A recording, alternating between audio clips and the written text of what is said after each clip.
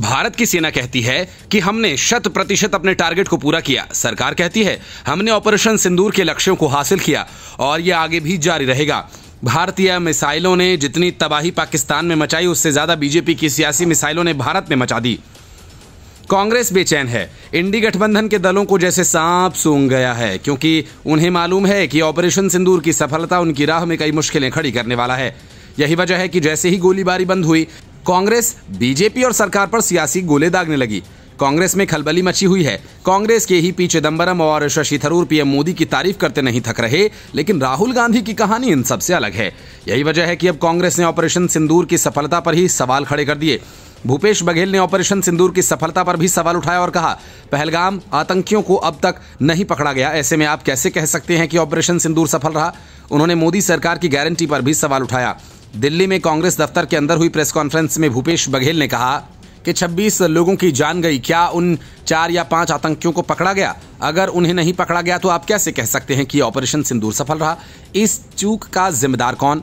लोग सरकार की गारंटी पर कश्मीर गए कि सब कुछ सामान्य है। लोग अपने परिवारों के साथ वहां गए और अपने प्रियजनों को खो दिया। हम सरकार से पारदर्शिता की मांग करते हैं। भूपेश बघेल ने भारत के जवाबी हमले के बीच अमेरिकी दखल और फिर हुए सीज फायर पर भी सवाल उठाया। उन्होंने कहा कि अमेरिका के राष्ट्रपति ने अचानक सीज फायर की घोषणा की है। क्या ये भारत सरकार की कूटनीतिक नाकामी नहीं? क्या भारत ने तीसरे पक्ष के हस्तक्षेप को स्वीकार कर लिया? हमने सीज फायर में पाकिस्तान से क्या वादे किए, देश के लोगों को ये भी जानने का हक है। कांग्रेस अध्यक्ष मल्लिकार्जुन खड़गे और नेता विपक्ष राहुल गांधी ने पत्र लिखकर नरेंद्र मोदी से संसद के विशेष सत्र की मांग की, जिसमें सभी दलों को बताया जाए कि युद्ध विराम की क्या शर्तें हैं। पहलगाम आतंकी हमले में हमारे बेगुनाह लोगों की जान गई।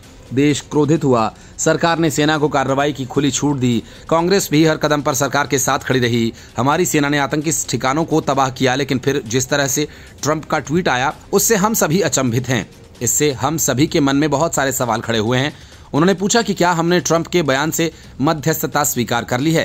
क्या शिमला समझौता अब रद्द हो गया है? भूपेश बघेल ने कहा कि ऐसे बहुत सारे सवाल हैं, इसलिए कांग्रेस पार्टी मांग करती है कि सरकार एक सर्वदलीय बैठक और संसद का विशेष सत्र बुलाए, ताकि सारी स्थिति साफ हो सके। इस संकट की घड़ी में कांग्रेस ने अपने राजनीतिक कार्यक्रम रद्द कर दिए। संविधान बचाओ रैली जैसे महत्वपूर्ण कार्यक्रम को स्थगित किया, ताकि देश में एकजुटता का संदेश जाए। हमने जय हिंद यात्रा निकाली, ताकि सेना का मनोबल बढ़े और जनता आतंकवाद के खिलाफ एकजुट हो।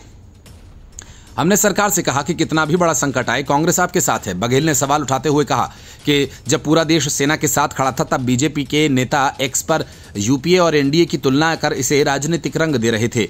बीजेपी के नेता सेना की बहादुरी को अपनी उपलब्धि बता रहे हैं। सवाल यह है कि क्या सेना के बलिदान को चुनावी बयानबाजी में इस्तेमाल करना उचित है? Bureau report, news of India.